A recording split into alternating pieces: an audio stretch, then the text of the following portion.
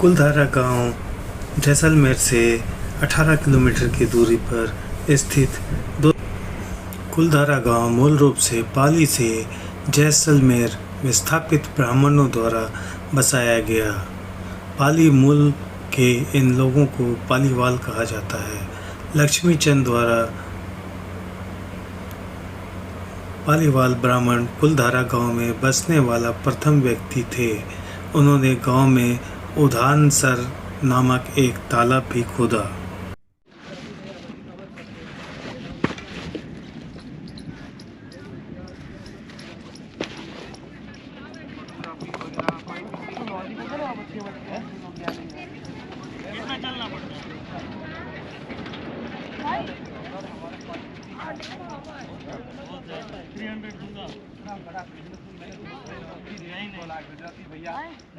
हमारा यही काम। हम तो इतना चलने वाले नहीं है।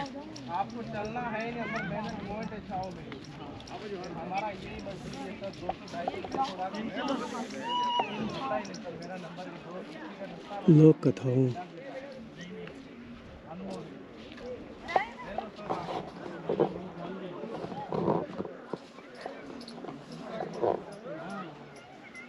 लोक कथाओं के अनुसार कुलधारा पालीवाल ब्राह्मणों का एक प्राचीन गांव था जो पाली के क्षेत्र में था। उन्हें कुलधारा के चारों ओर 84 गांवों का निर्माण किया। तथापि जैसलमेर राज्य के एक शक्तिशाली मंत्री सलीम सिंह के उत्पीड़न और भूकंप और सूखा जैसे कारणों से पालीवाल ब्राह्मणों को रात में गांव खाली करना पड़ा। ये हम दिखा रहे हैं कुलधारा गांव, जो कि एक श्रापित गांव लोक मान्यता में कहा जाता है। उसकी अब विस्तृत जानकारी हम आपको अपने वीडियो के जरिए देंगे। कुलधारा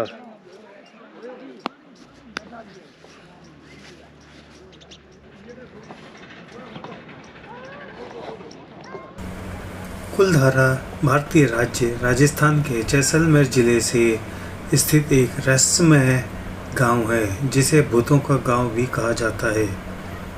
इस गांव का निर्माण लगभग 13वीं शताब्दी में पालीवाल ब्राह्मणों ने किया था, लेकिन यह 19वीं शताब्दी में घटती पानी की आपूर्ति के कारण पूरा गांव ही नष्ट हो गया।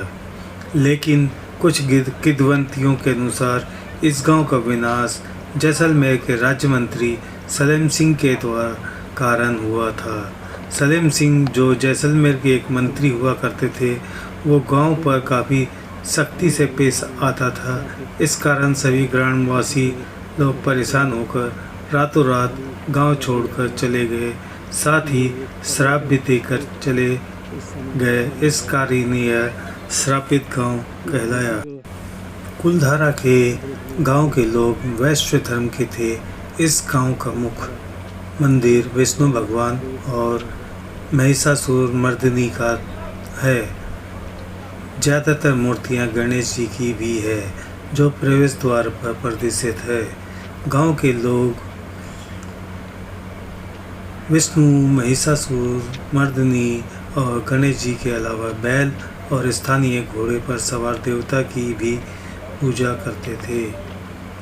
कुलधारा गांव में लोग, जिसमें पुरुष लोग मुगलिया अंदाज की पगड़ी अथवा साफा पहनते थे,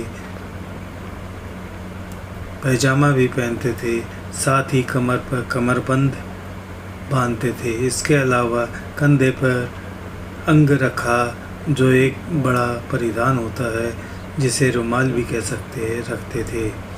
पुरुष लोग इन सब के अलावा गले में कुछ हार भी पहनते थे। महिलाएं मुख्यतः लहंगे पहनती थी, जबकि अंगरखा ये महिलाएं भी रखती थी। यह वीडियो आप सुनील के यू ट्रेवल ब्लॉग्स में देख रहे हैं। हमारा आइकन बटन है नाचे मयूरी, बेल आइकन पे हिट कर ऑल पे क्लिक कीजिए ताकि आपको नई वीडियो प्राप्त होती रहे। सुनील के यू ट्रेवल ब्लॉग्स लाइक कीजिए, सब्सक्राइब कीजिए और अपने दोस्तों में, परिवार में शेयर कीजिए। पूर्व में इस गांव में घूमने जाने की लिए अनुमति नहीं थी, क्योंकि इस गांव को भूतिया गांव कहा जाता है। लोगों के अनुसार यहाँ भूत रहते हैं, लेकिन राजस्थान सरकार ने दावा किया है कि यहाँ कोई भूत नहीं रहते। इसलिए सभी के लिए पर्यटक स्थल का दर्जा दिया गया और इस कारण यहाँ हजारों की संख्या में लोग घूमने जाते हैं। यहाँ स्थानीय लोग ही नहीं अपितु देश विदेश से भी पर्यटक घूमने के लिए आते हैं। ये आप देख रहे हैं लोक गाथाओं में मान्यता है कि पालीवाल कुलधारा गांव में पालीवाल ब्राह्मणों ने 84 गांवों का निर्माण किया था और जब रहने के पश्चात राजस्थान सरकार के मंत्री सलीम सिंह द्वारा उन गांव वालों को उत्पीड़न और भूकंप का खतरा और इत्यादि कारण रहे होंगे, जिसके कारण उन्हें रातों रात ये गांव खाली करना पड़ा है। उसके पश्चात से ये गांव वीरान पड़ा हुआ है। एक स्ट्रक्चर के रूप में, खंडरों के रूप में ये निर्मित है। आपको और आगे दिखाते हैं। समिति के अध्यक्ष थे, उन्होंने इसकी ऐसी तैसी कर दी, तो ये तो छीने लगे, ये नहीं हुआ करती थी। ओडिशा में लकड़ी के छत होते थे।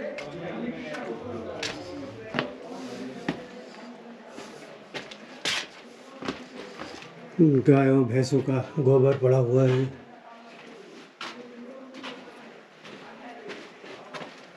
खंडर हो गए पूरे गांव।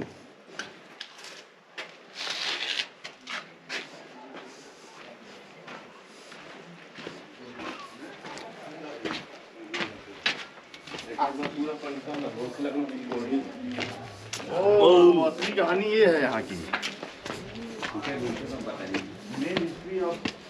थे इस गांव का मुख्य मंदिर विष्णु भगवान और महिषासुर मर्दिनी का है। हालांकि ज़्यादा मूर्तियां गणेश जी की भी है जो प्रवेश द्वार पर प्रदर्शित है। गांव के लोग विष्णु, महिषासुर मर्दिनी और गणेश जी के अलावा बैल और स्थानीय घोड़े पर सवार देवता की पूजा करते रहे होंगे।